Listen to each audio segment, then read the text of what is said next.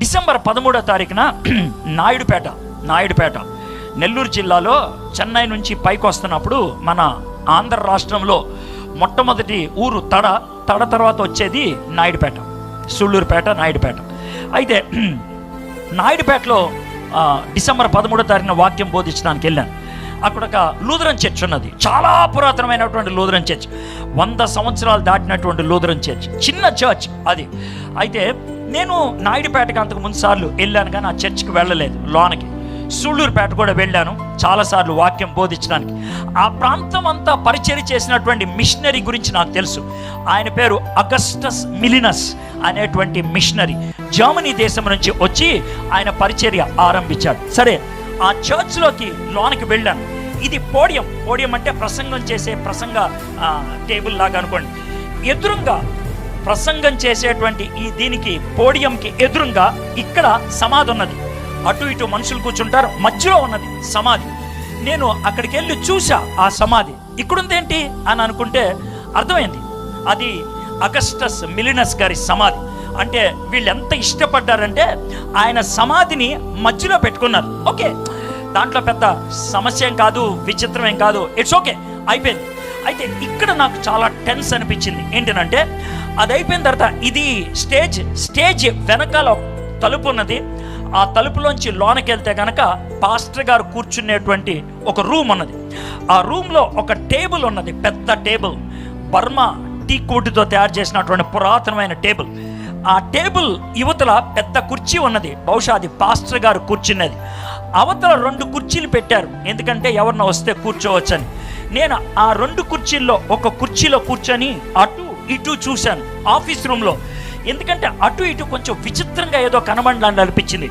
జాగ్రత్తగా చూస్తే అర్థం ఏంటంటే నేను కూర్చున్న కుర్చీకి ఒక పక్కన ఇంకొక పక్కన 2 చిన్న సమాధులు ఉన్నాయి. 2 చిన్న సమాధులు ఉన్నాయి. మీరు సరిగ్గా విన్నారో లేదో, చిన్న సమాధులు, చచ్చిపోతే పాతి పెడతారే ఆ సమాధులు ఆఫీస్ రూమ్లో ఉన్నాయి. మధ్యలో కుర్చీలో నేను కూర్చున్నాను. ఎదురుగా పాస్టర్ గారు ఉన్నారు. నాకేం భయం అనిపించలా, అక్కడేదో దెయ్యం ఉంటుందని కాదు నా ఉద్దేశం. పాస్టర్ గారిని అడిగాను, పాస్టర్ గారు ఇవి ఏంటి అని. నాకు తెలుసు అవి సమాధులని, కానీ ఆయన దగ్గర నుంచి తెలుసుకున్నాను. సార్ ఇవి పిల్లల సమాధులండి అన్నాడు ఆయన. సార్ ఇక్కడున్న ఏంటి అని అంటే, మిషనరీ గారి పరిచర్య చేయడానికి వచ్చినప్పుడు వాళ్ళ పిల్లలు చచ్చిపోతే వాళ్ళ పిల్లల్ని ఇక్కడే పాతి పెట్టి ఇక్కడే ఉండి ఆయన పరిచర్య చేశాడు సార్, ఇంటికి వెళ్ళిపోలేదు ఆయన. అర్థమవుతుందండి మీకు?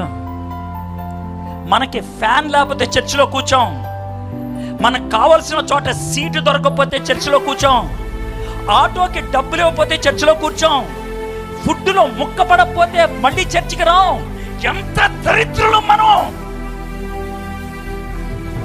వాళ్ళ పరిచర్యతో వాళ్ళ యొక్క కమిట్మెంట్తో పోల్చుకుంటే మన బతికేంటంటే ఒక్కసారి ఆలోచించండి. కొడుకులు కూతుర్లు చచ్చిపోతే వాళ్ళని అక్కడే పాతి పెట్టి అక్కడే ఉండే పరిచర్య చేశారు, కానీ ఇంటికి వెళ్ళిపోలేదు. అగస్టస్ మిలినస్ అనేటువంటి ఆయన చేసినటువంటి పరిచర్య ఫలం ఏంటి తెలుసా? తడ, నాయుడుపేట, సూళ్ళూరుపేట, గూడూరు, వెంకటగిరి, శ్రీకాళహస్తి, రేణుగుంట, తిరుపతి, చిత్తూరు, పుత్తూరు 10 ఊళ్ళల్లో ఒకే ఒక్క మనిషి 10 సంఘాలు కట్టాడు ఆయన. 10 చర్చెస్ 10 చోట్ల కట్టాడు ఆయన.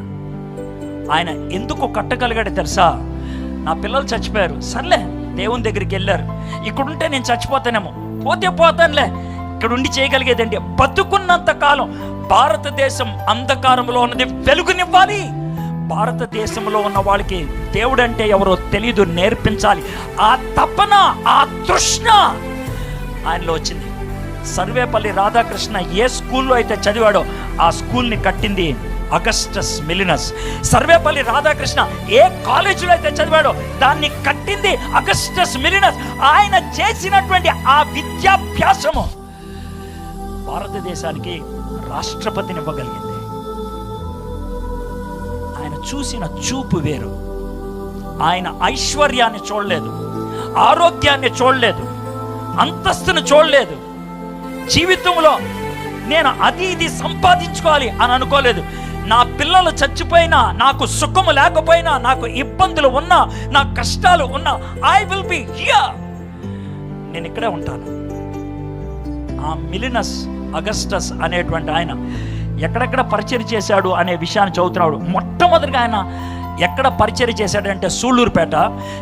ఎక్కడ అతిపెద్ద సంఘాన్ని కట్టడానికి పూనుకున్నాడంటే తిరుపతి వెళ్ళాను నేను. తిరుపతి ఈస్ట్ కొంచెం మూలకి ఉంటుంది. ఆ తిరుపతి ఈస్ట్లో కూడా ఒక చర్చి కట్టారు, పురాతనమైంది, 125 సంవత్సరాలు.